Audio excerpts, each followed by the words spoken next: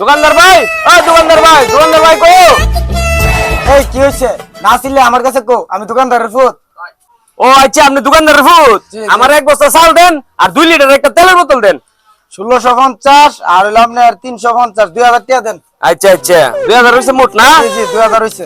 ধরেন ধরেন। আপনি না বল, আমি দোকান থেকে তেলটা চালটা লইতেছি, বল। ঠিক আছে, তাড়াতাড়ি আইসো।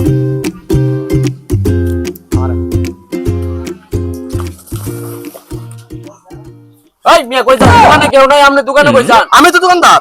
আরে কি কোন, আপনি দোকানদার? আপনার ফুতে দিও তো কোন কই আছিল এনো?